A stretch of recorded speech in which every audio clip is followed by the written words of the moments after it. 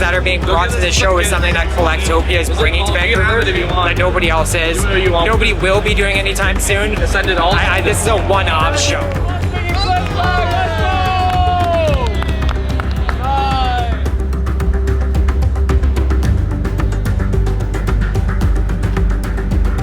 I'm Twice Baked Jake. I'm RoboSkills. And this is Collecttopia! You already did for today. Scared.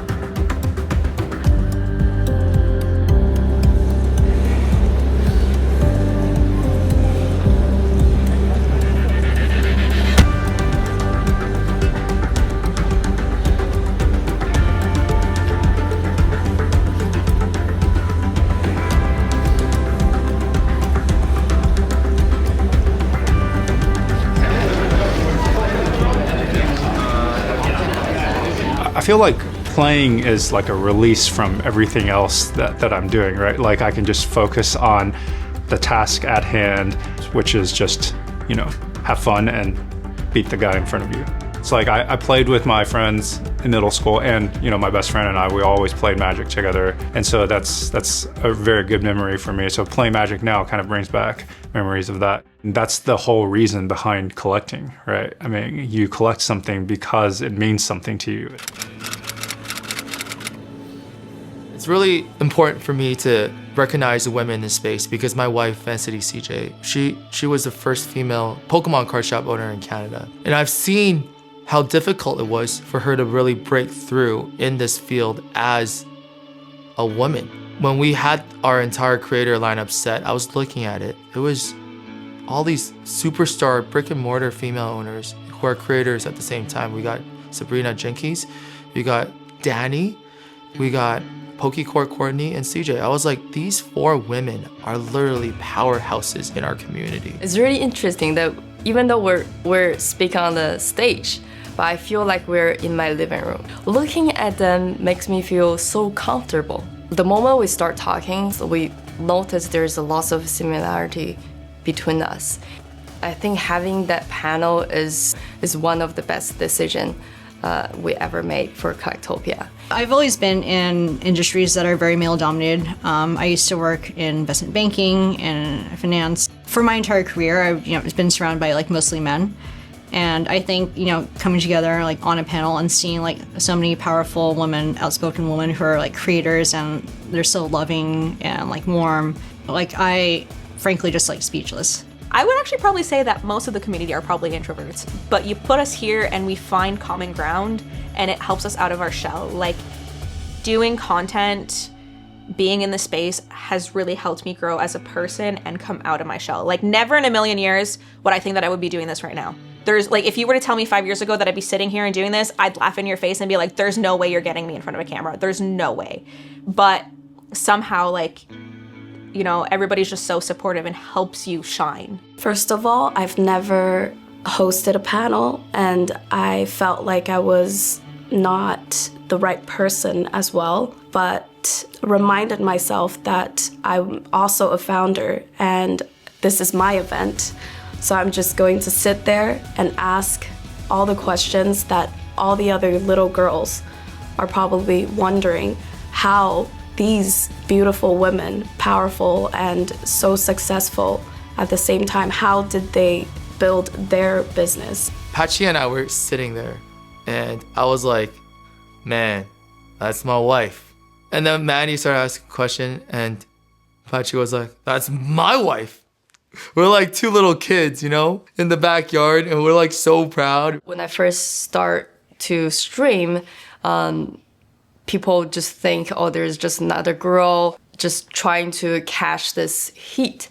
And she doesn't know what she's doing and she's not genuinely love Pokemon. She just want money. I was being innocent. I thought it's a pretty welcoming environment. I just want to share the passion that I have for Pokemon. So everything is kind of new to me and I didn't expect to receive that much hate. One day, Gary, King Pokemon, just reached out to me. He said he saw a clip of me opening packs and he felt the passion, the genuine love from me to Pokemon. So he wants to support me.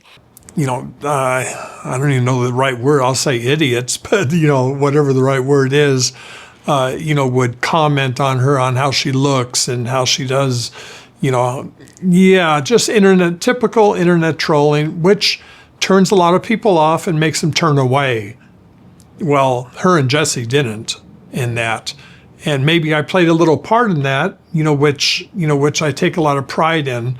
But I mean, doggone it, they deserve what they get, and I really, really, love being a little part of their dreams. He's the first influencer or first important people in the industry who stood up for me. Having his support means a lot to me.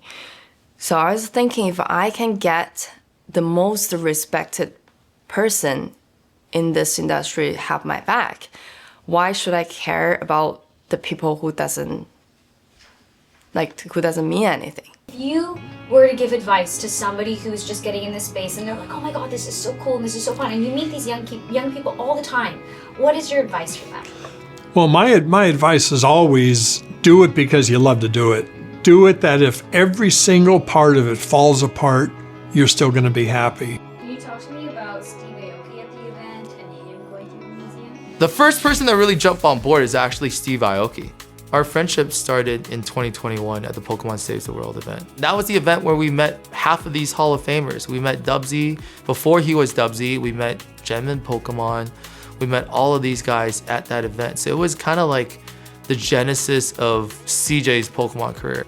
I remember this very vividly because I was calling him in the back of CJ's shop. I was like, hey, I'm thinking about building this TCG Hall of Fame. And Steve was like, oh, you're building the Hall of Fame.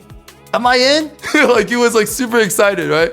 He was like, let me check my calendar, because he has 250 shows a year, right? So he might not have time on February 7th to 8th. And then I just hear him screaming on the other side of the phone. He's like, oh, Jesse, what the hell? I have a show in Vancouver on that day. Oh my God. He was like yelling. I was like, this is crazy. Like, this is a sign from God that it has to happen.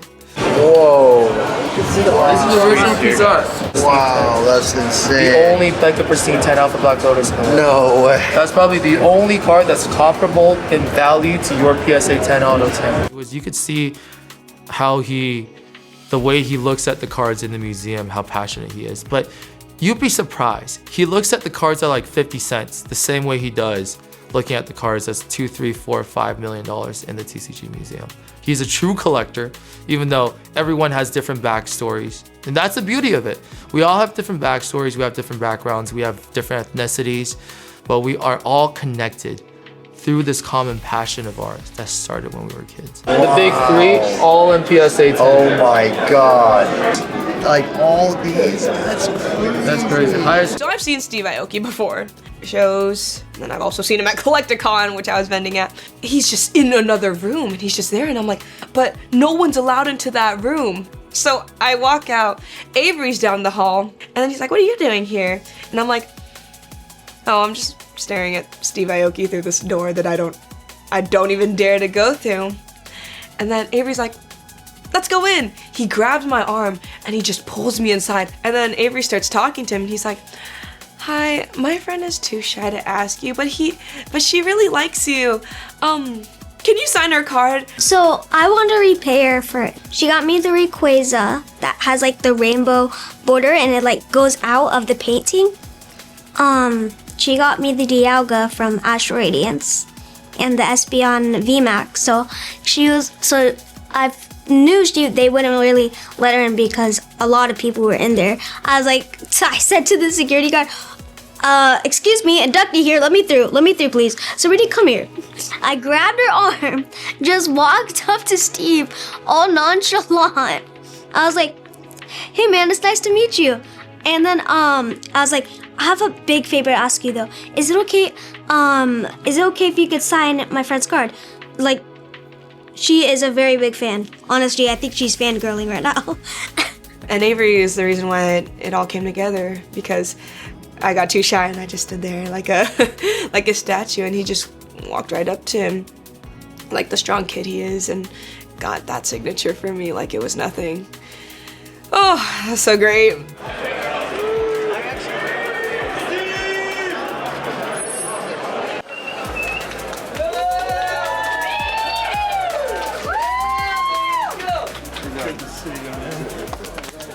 Well, I mean, we knew timing is going to be a bit off when it comes to Steve, because every time he walks through a place and 100 people ask for his autograph, and Steve doesn't want to disappoint people.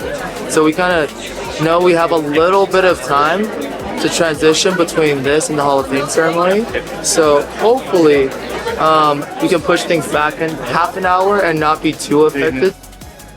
Steve made sure everybody got an autograph, and for the last like 50 people that he couldn't give an autograph to, he went and took pictures with everybody. He was like, I gotta make sure everybody has something